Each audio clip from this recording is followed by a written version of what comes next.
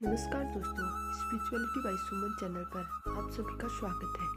हम सुन रहे थे कार्तिक महात्म्य के अध्याय। आइए आज सुनेंगे 28वां अध्याय। साथ ही हम सुनेंगे सत्यनारायण भगवान की व्रत कथा का दूसरा भाग। पढ़े सुने जो प्रेम से वह हो जाए शुद्ध स्वरूप। ये 28वां अध्याय कार्तिक कथा अनुरूप।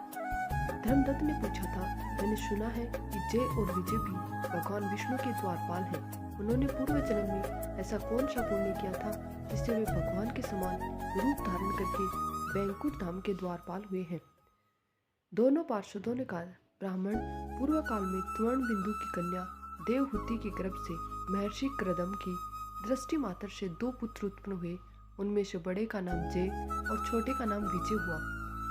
विजय उसी देवहूति के गर्भ से योग धर्म के जानने वाले भगवान कपिल उत्पन्न हुए थे। जय और विजय सदा भगवान की भक्ति में तत्पर रहते थे। वे नित्य अष्टाक्षर मंत्र का जप और वैष्णव व्रतों का पालन करते थे। एक समय राजा मरुत ने उन दोनों को अपने यज्ञ में बुलाया। वहां जय ब्रह्मा बन गए और विजय आचार्य। उन्होंने यज्ञ की संपूर्ण विधि पूर्ण की। यज्ञ में अंत में अवृथान के स्थान पर राजा मरुत ने उन दोनों को बहुत ही धन दिया। धन लेकर दोनों भाई अपने आश्रम पर गए। वहां उस धन का विभाग करते समय दोनों में परस्पर लाग डांट पैदा हो गई। जय ने कहा, इस धन को बराबर बराबर बांट लिया जाए। विजय का कहना था, नहीं, जिसको जो मिला है उसी के पास रहे। तब जय ने क्रोध में आकर लोभी विजय को श्राप दे दिया, तुम ग्रहण करते थे नहीं हो, इसलिए ग्राह्य अर्थात मगरमच्छ हो जाओगे। जय के शाप को सुनकर विजय ने भी शाप दे दिया, तुमने मद से भ्रांत होकर शापों दिया है, इसलिए तुम मातंग अर्थात हाथी की योनि में जाओगे। दोनों ने उसके बाद भगवान से शाप निवृत्ति के लिए प्रार्थना की। श्री भगवान ने कहा, तुम मेरे भक्त हो, तुम्हारा वचन कभी असत्य नहीं होगा। तुम दोनों अपने ही दिए हुए इन शापों को भोग कर फिर से मेरे धाम को आओगे। ऐसा कहकर भगवान विष्णु अंतर्ध्यान हो गए। उसके बाद वे दोनों गंडक नदी के तट पर जाकर ग्राह्य और गज हो गए। उस योनि में भी उन्हें पूर्व जन्म का स्मरण बना रहा। वे भगवान विष्णु के व्रत में तत्पर रहे। किसी समय वह गजराज कार्तिक मास में स्नान के लिए गंड नदी गया तो उस समय ग्राह्य के शाप के हेतु स्मरण करते हुए गज को पकड़ लिया। ग्राह्य से पकड़े जाने पर गजराज ने भगवान रमानाथ का स्मरण किया। तभी भगवान विष्णु शंख चक्र और गदा धारण किए वहां प्रकट हो गए। उन्होंने चक्र चलाकर ग्राह्य और गजराज का उद्धार किया और उन्हें अपने ही जैसा रूप देकर बैंकुट धाम को ले गए। तब से वह स्थान हरि क्षेत्र के नाम से प्रसिद्ध है। वे ही दोनों विश्वविख्यात जय और विजय जो भगवान विष्णु के द्वारपाल बने हुए हैं।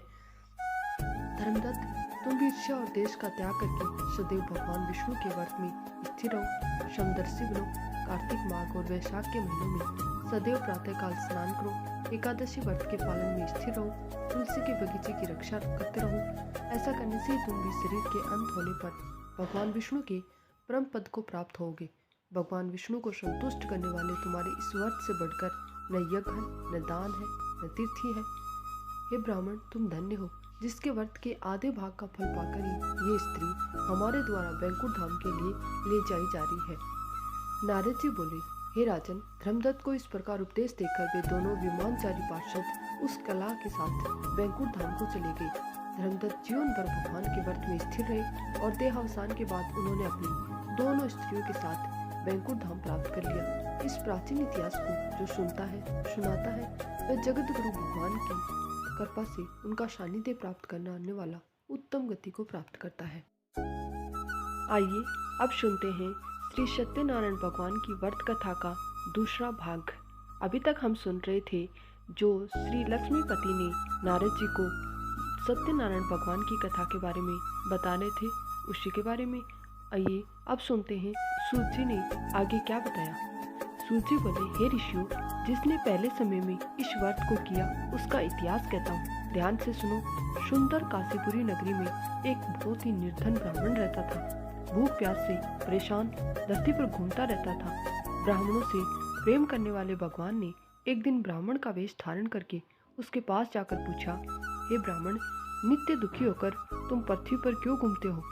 दीन ब्राह्मण बोला, मैं निर्धन ब्राह्मण हूँ, भिक्षा के लिए धरती पर घूमता हूँ। हे भगवान, यदि आप इसका कोई उपाय जानते हो तो बताइए।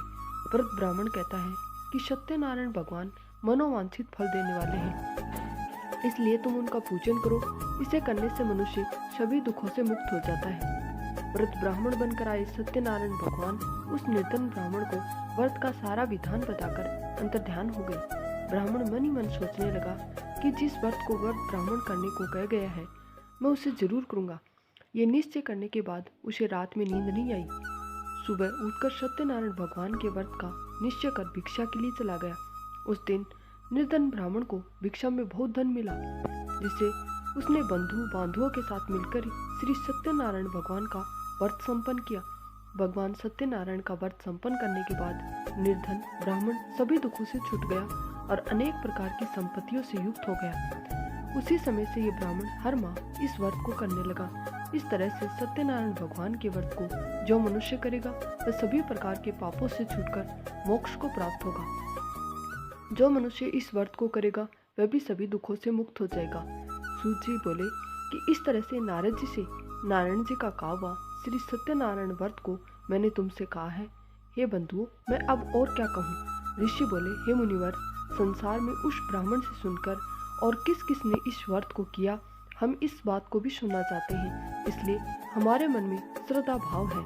सूत जी बोले, हे मुनियों, जिसने इस व्रत को किया है, सुना है, वह सब मैं आपको बताता हूँ। एक समय वहीं एक ब्राह्मण धन व ऐश्वर्य के अनुसार अपने बंधु बांधुओं के साथ इस व्रत को करने को तैयार हुआ था। उसी समय एक लकड़ी बेचने वाला बूढ़ा आदमी आया और लकड़ियां बाहर रखकर अंदर ब्राह्मण के घर में गया। प्यास से दुखी व लकड़हारा उनको व्रत करते देख ब्राह्मण को नमस्कार कर पूछने लगा कि आप ये क्या कर रहे हैं तथा इनके करने से क्या फल मिलेगा, कृपया मुझे भी बता दो। ब्राह्मण ने कहा कि सभी मनोकामनाओं को पूरा करने वाला ये सत्यनारायण भगवान का व्रत है। इसकी कृपा से ही मेरे घर में धन धान्य की वृद्धि हुई है।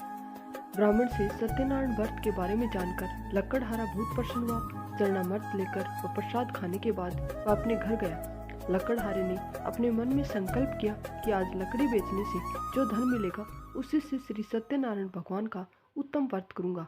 मन में इस विचार को ले बूढ़ा आदमी सिर पर लकड़ियां रख के उस नगर में बेचने गया जहाँ धनी लोग ज्यादा रहते थे।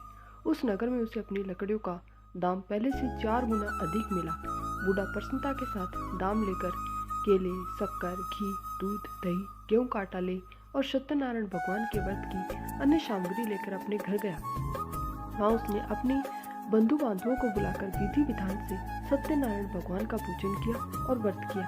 इस व्रत के प्रभाव से वह बूढ़ा लकड़हारा धन पुत्र आदि से युक्त होकर संसार के समस्त सुख भोगकर अंत काल में बैंकुट धाम को चला गया। श्रीमन नारायण नारायण नारायण भज मन नारायण नारायण नारायण। श्री सत्यनारायण भगवान की जय।